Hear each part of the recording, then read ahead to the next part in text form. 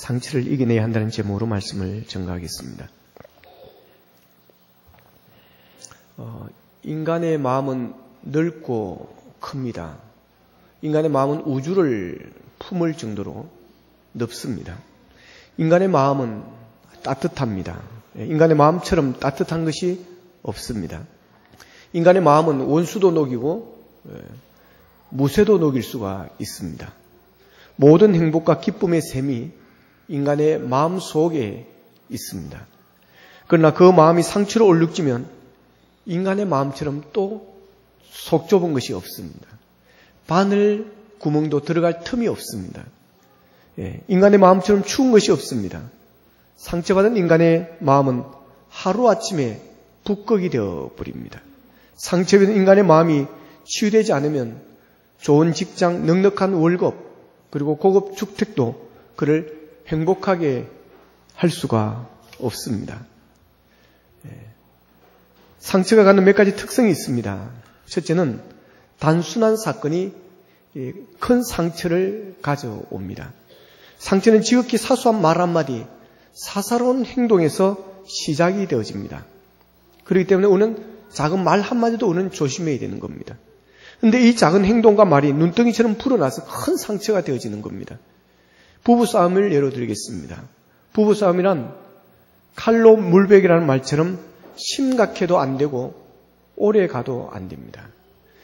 그런데 부부싸움의 원인을 살펴보면 지극히 일상적이고 지극히 사사로운 것들에서 시작되어집니다. 예컨대 부부가 민족과 국가를 위해서 싸운다든지 또 아니면 이슬람 극단주의 IS를 어떻게 우리가 막을 수 있을 것인가. 이런 문제로 싸우는 일은 거의 별로 없습니다. 지극히 단순한 말 한마디, 실수, 사건, 그것이 큰 상처가 되는 경우가 대부분입니다. 두 번째 상처의 특징은 가까운 사람에게서 상처를 받는다라고 하는 것입니다. 함께 사는 사람, 늘 만나고 교제하고 접촉하는 그런 사람으로부터 상처를 받게 되어집니다. 남편이 아내에게, 또 아내가 남편에게, 형제가 형제에게, 친구가 친구에게 상처 주는 경우가 많습니다. 상처를 덮어줘야 될 그런 친분한 관계가 형제가 형제를, 부부가 또 친구가 친구에게 상처 주는 그런 일들이 많습니다. 전혀 모르는 사람이 길을 가다가 낯선 사람이 무심코 던지는 그 말 한마디에 상처 입고 괴로워하고 막 그런 일은 별로 없습니다. 늘 만나던 사람, 함께하는 사람이 던지는 그 말 한마디가 큰 상처가 되어지고 각인이 되어지는 것입니다. 또한 상처의 특징은 상처 중에는 마음의 상처가 가장 깊고 크다고 하는 것입니다. 성형수술로 인해서 신체 각 부위의 성형, 그것은 물론이고 흉터까지도 흔적 없이 깜짝같이 없애준다고 그럽니다.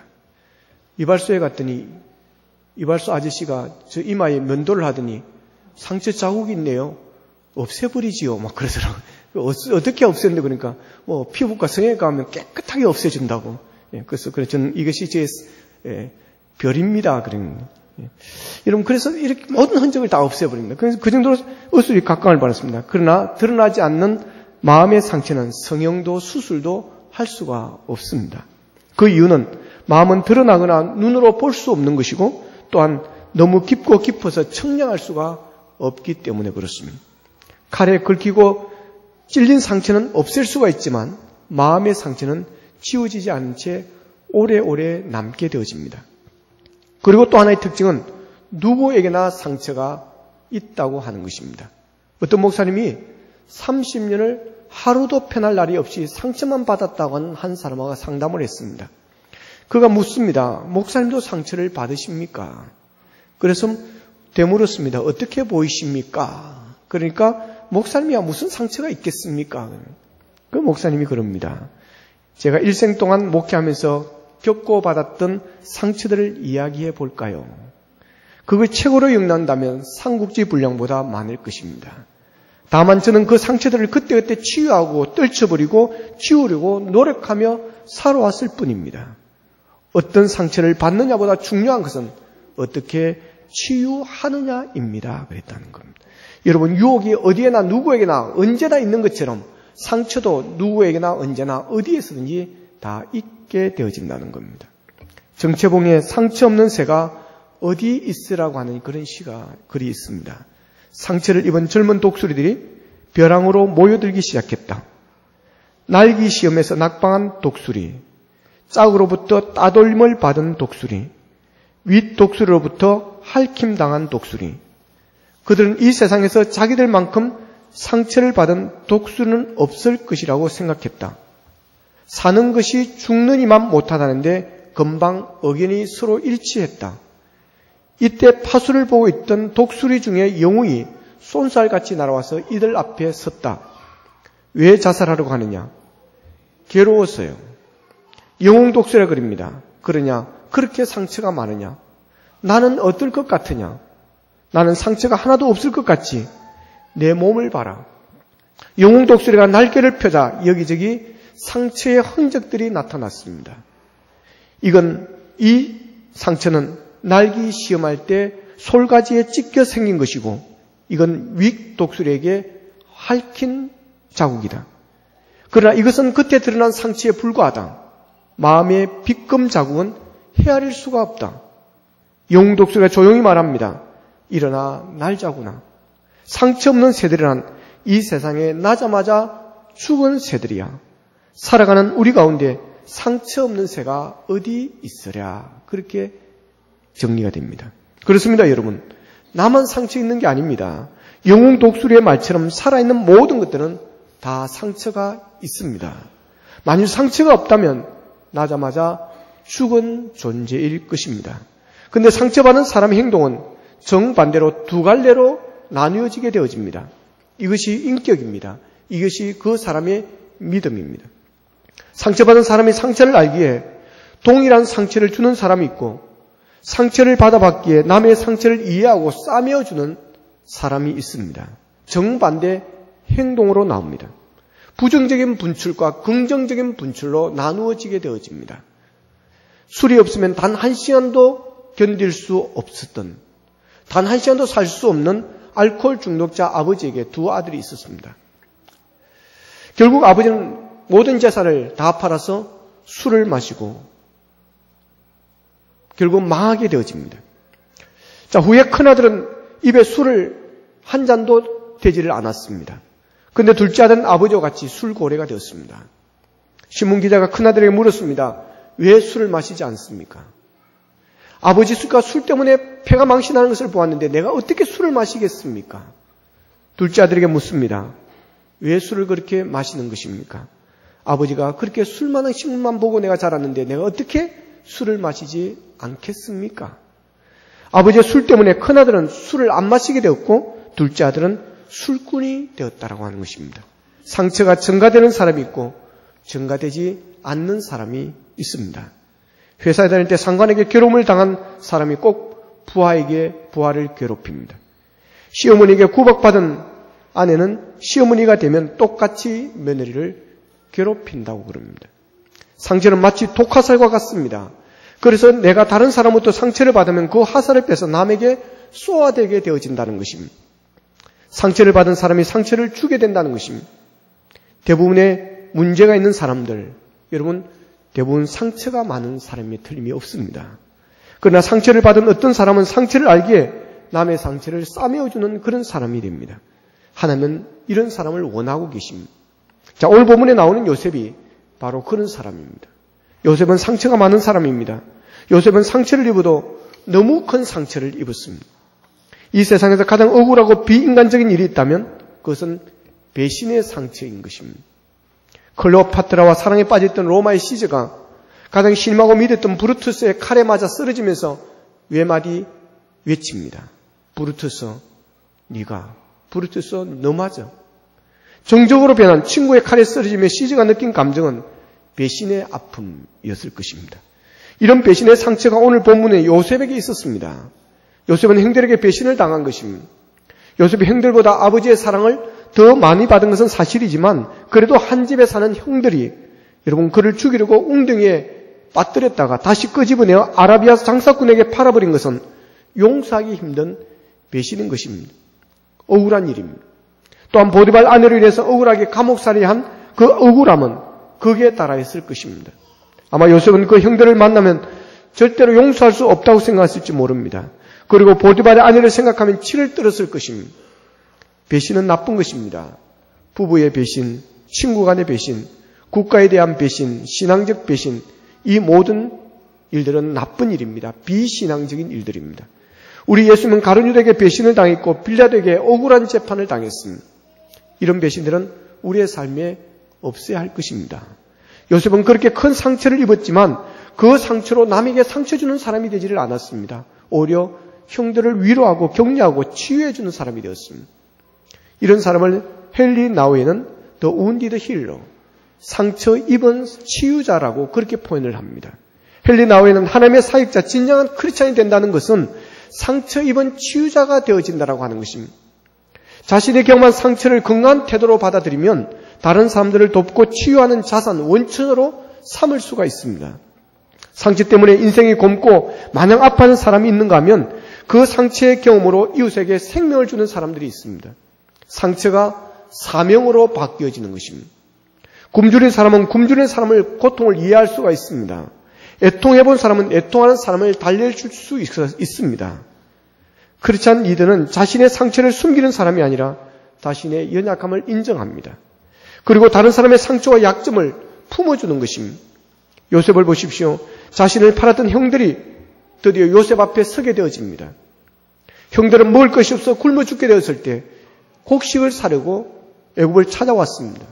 그런데 그 곡식을 총괄하고 양식을 살고 파는 모든 총책을 쥐고 있는 사람이 그들이 팔았던, 상인에게 팔았던 그들의 동생 요셉입니다.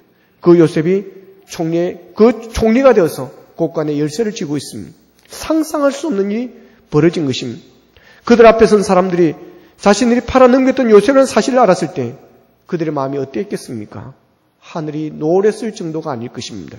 아, 이제 죽었구나. 드디어 보복을 당하게 되겠구나. 사시나무 떨듯이 그들은 떨었을 것입니다. 그런데 요셉이 어떻게 합니까? 형들을 위로합니다. 본문 5절에 보면 당신들이 나를 이곳에 팔았다고 근심하지 마십시오. 한탄하지 마십시오. 그럼 걱정하지 마십시오. 한탄하지 마십시오. 하나님이 생명을 구원하라고 나를 당신들보다 먼저 보냈을 뿐입니다. 8절에서 말합니다. 그런즉 나를 이리로 보내는 당신들이 아닙니다. 나를 판 사람은 당신들이 아닙니다. 하나님이십니다. 하나님이 나를 바로에게 아버지로 삼으시고 온 집의 주로 삼으시고 애굽 온 땅의 통치자로 삼으셨습니다. 보십시오. 이보다 더 위대한 위로가 어디 있겠습니까? 이보다 더 큰 격려가 어디 있겠습니까? 이보다 더 큰 치유가 어디에 있겠습니까? 요셉은 자신이 받은 상처로 다른 사람에게 상처를 주지 않았습니다. 오히려 그 상처로 인해 다른 사람의 상처를 이해해주는 상처 입은 치유자, 또 wounded healer가 되었습니다. 여러분, 하나님은 우리의 깊은 상처가 우리에게 고통이 아니라 우리를 힘들게 하는 것이 아니라 그 고통, 그 상처 때문에 우리 인생을 포기하고 자살하는 그런 사람이 아니라 이것을 통해서 우리가 치유받고 이것을 통해서 우리가 다른 사람을 치유할 수 있는 그런 사명으로 만들어 주십니다. 깊은 상처는 아픔이 아니라 사명입니다. 상처를 받아본 이만이 상처를 알 수가 있습니다. 아파본 이만이 남의 아픔을 알 수가 있습니다. 가난해본 사람들이 남의 가난을 이해할 수가 있는 것입니다. 신의 선구사 임재선 장로님의 간증이 있습니다. 이분은 서울 봉천 감리교회 장로님이십니다. 이분은 어릴 때 너무너무 가난했습니다. 그런데 심장병에 걸렸습니다. 그래서 죽게 되었습니다. 돈이 없었습니다. 세브란스 병원에 갔는데 치료해달라고 갔더니 병원에서 치료를 거절하였습니다. 그런데 한 의사가 무료로 치료하여 주겠다고 그래서 치료를 받고 고침을 받았습니다. 그 후 그는 열심히 사업을 하고 돈을 벌게 됩니다. 돈을 벌게 되면서 그는 이런 결심을 합니다. 의사 선생님이 나를 무료로 치료하여 주셔서 내가 살아났다. 이런 환자가 지금도 많을 것이다. 돈이 없어서 죽은 사람이 이 세상에는 많을 것이다. 그래서 이 장로님은 매년 한 명의 심장 수술 받을 돈을 그 의사 선생님에게 보내드리고 있다고 하는 것입니다. 그러면서 돈이 없어 심장 수술을 받지 못하는 환자를 살려달라고 부탁을 한다고 하는 것입니다. 그분의 상처가 사명이 되어진 것입니다. 요셉은 상처를 당하기에 남의 상처를 싸매주는 사람이 되었습니다. 죄책감으로 두려움으로 떨고 있는 형들을 위로하고 그들의 상처를 치유해 줍니다. 어떻게 이럴 수가 있었겠습니까? 이것은 사람의 힘으로는 불가능합니다. 하나님의 은혜를 경험했기 때문인 것입니다. 하나님의 은혜를 받았기 때문에 그렇습니다. 그러기에 하나님의 은혜가 그의 상처를 사명으로 바꿔지게 했습니다. 이렇게 설명하는 분이 있습니다. 국수를 끓이기 전에는 딱딱 부러진다는 겁니다. 조금만 건드려도 조각이 난다는 것입니다. 그러나 100도 이상으로 푹 끓이고 나면 결국 부러지지 않는다는 것입니다. 부드러운 국수발이 되어진다고 하는 것입니다. 내 이빨로 끊어줘야 되지, 안 그러면 쭉쭉쭉쭉 올라온다는 것입니다. 여러분, 우리의 상처도 마찬가지입니다. 성령의 뜨거운 불을 볶고 하나님의 은혜의 영광로 속에 들어가면 그 고통받던 상처가 사명으로 쓰임받아 여러분, 상처 입은 치유자로서 아픔을 당하는, 나같이 아픔 당하는 그들을 위로하고 격려하고 케어할 수가 있다라고 하는 것입니다. 요셉은 올라갈 수 없는 나무에 올라갔습니다. 요셉은 종으로 팔린 노예입니다. 감옥에 갇혀 있던 죄수였습니다. 그런 자가 총리로 발탁이 되어지는 것입니다. 이것을 요셉은 자신의 능력으로 올라간 것이 아니라고 고백을 합니다. 전적인 하나님의 은혜, 하나님이 하신 일이라고 그는 간증합니다.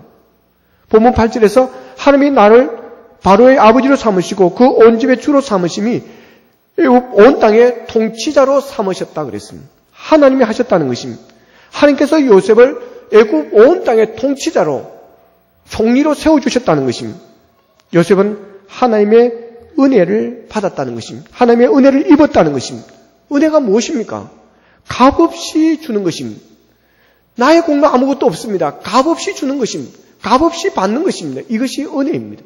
여러분, 우리가 구원받은 것이 여러분 하나님의 은혜라고 고백하는 이유는 우리가 구원받은 것은 우리의 공로가 없기 때문입니다. 전적인 하나님의 은혜인 것입니다. 하나님이 우리를 사랑하셔서 우리를 택하시고 부르시고 우리에게 성령의 감동을 주셔서 우리가 예수 믿게 하시고 오늘도 나와 하나님 앞에 예배하게 하신 줄로 믿으시기를 축복합니다.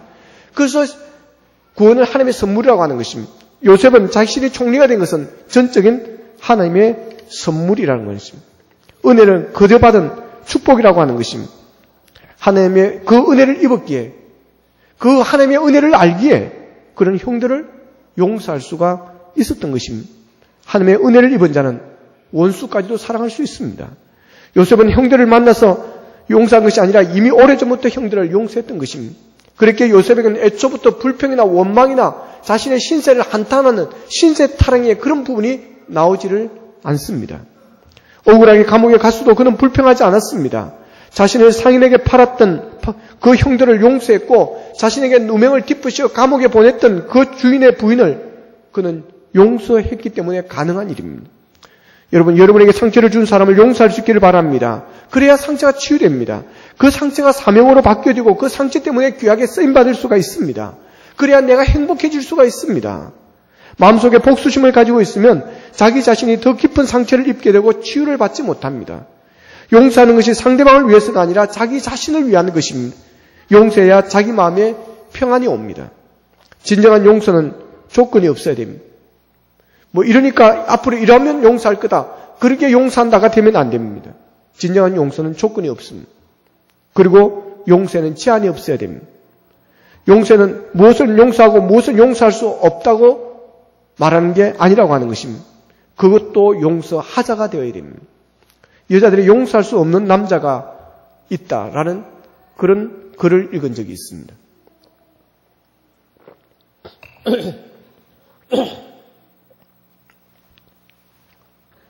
첫째, 눈이 단추구멍만해서 쌍꺼풀 수술을 한 남자는 용서할 수 있어도 노출이 심한 여자만 보면 눈이 당구공처럼 커지는 남자는 용서할 수 없다.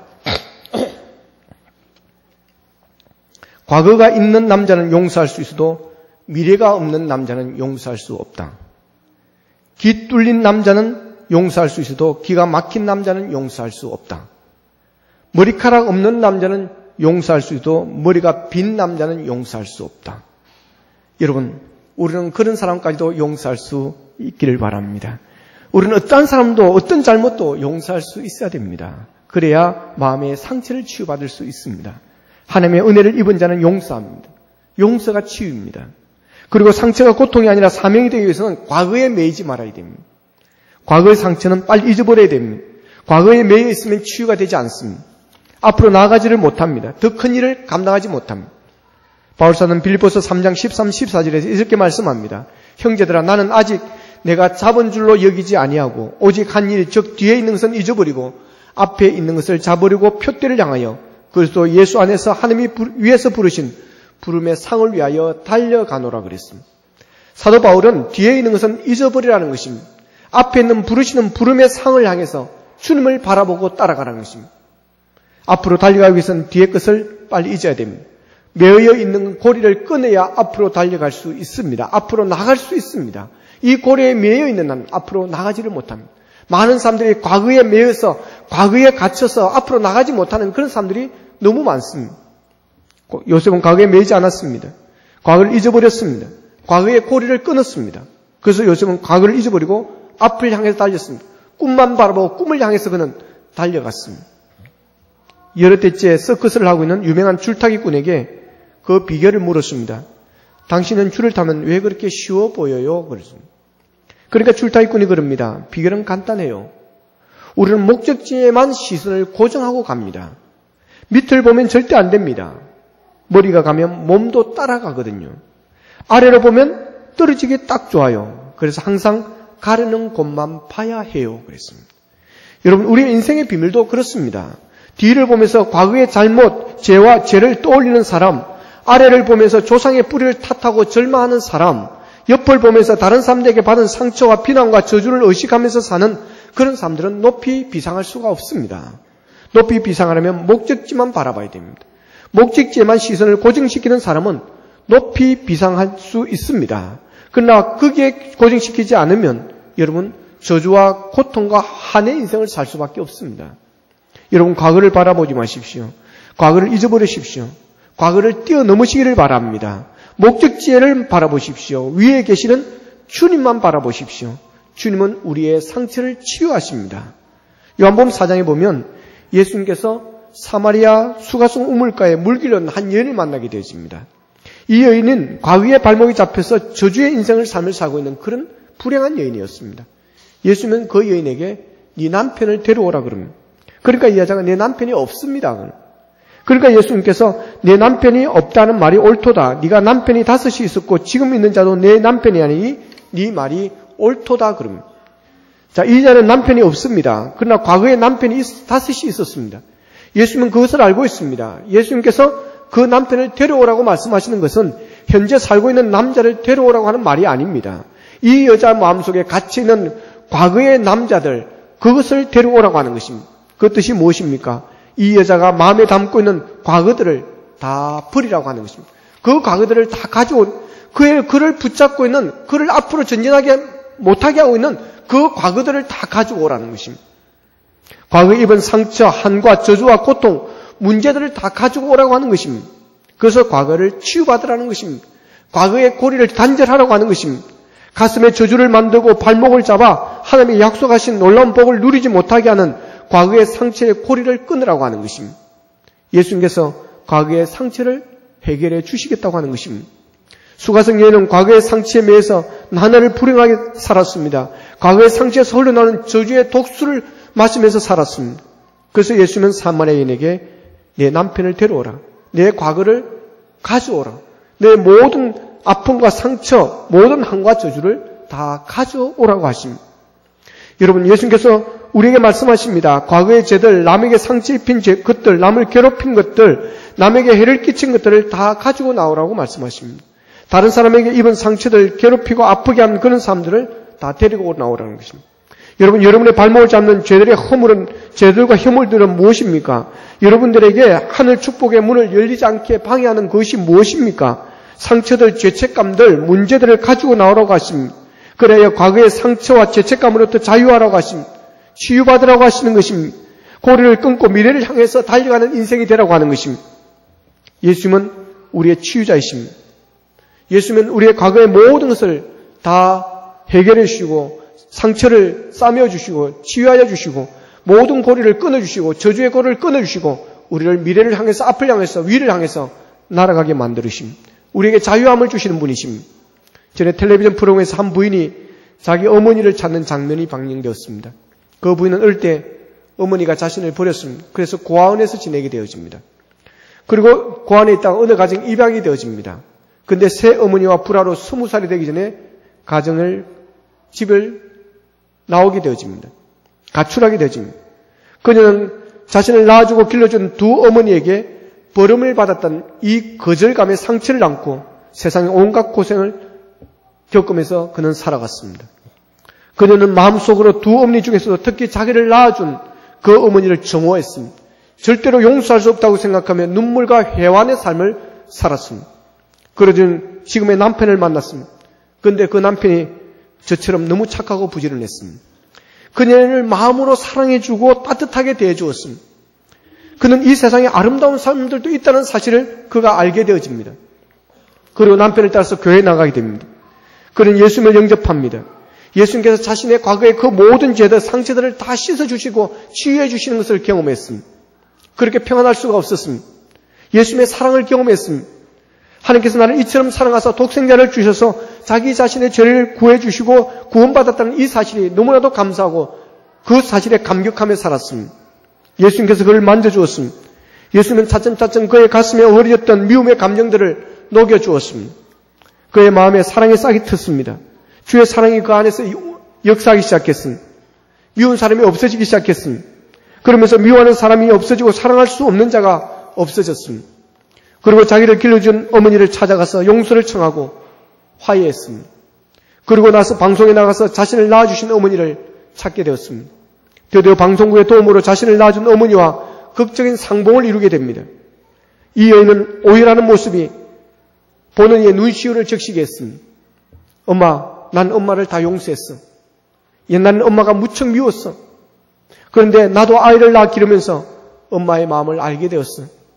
엄마가 더 고통스럽고 마음이 아팠다는 것을 엄마 보고 싶었어. 엄마가 얼마나 보고 싶었는지 몰라. 이 애는 예수님을 만나 상처를 치유받고 불행과 저주의 고리를 다 끊었습니다. 그렇게 사랑할 수 없는 자가 없어졌습니다. 사랑할 수 없는 자를 사랑했습니다. 미워하는 자를 그는 용서했습니다. 그때부터 그의 과거의 상처들이 사라지기 시작했습니다. 그때부터 그는 과거의 상처를 바라보지 않고 그에 매이지 않고 위에 계신 주님만 바라보며 주님만 따라가는 인생이 되었습니다. 여러분, 과거의 상처를 바라보지 마십시오. 예수님만 바라보시기를 축복합니다. 어떻게 치료받습니까? 믿고 모든 것을 털어놓고 맡겨야 됩니다. 숨길 필요도 없고 주저할 필요도 없습니다. 천주교는 신부에게 고해성사를 하지만 우리는 주님께 직접 내 속내를 기도로 털어놓고 우리는 말씀드려야 됩니다. 여러분, 상처는 나만 있는 게 아닙니다. 상처는 누구에게나 있습니다. 그 상처에 매인 사람은 고통과 불행의 삶을 살게 됩니다. 그러나 상처를 치유받고 극복한 사람은 그 상처가 고통이 아니라 사명이 되고 그 상처가 불행이 아니라 더 높이 올라갈 수 있는 디딤돌이 되어집니다. 상처받은 치유자로 사명자로 쓰임을 받게 되어집니다. 여러분, 요셉처럼 과거의 상처에 매이지 마십시오. 상처를 극복하십시오. 은혜 충만 성령 충만 받아서 여러분에게 준 상처 그 모든 사람들을 용서하십시오. 사랑하십시오. 그래야 상처가 고통이 아니라 사명이 되어 상처 입은 자들을 치유하는 상처 입은 치유자들이 되십시오. 상처가 불행이 아니라 그 상처 때문에 더 높이 올라가는 더 귀하게 쓰임받는 요셉과 같은 그런 주의 일꾼들이 될 수 있기를 주님의 이름으로 축원합니다. 기도드리겠습니다.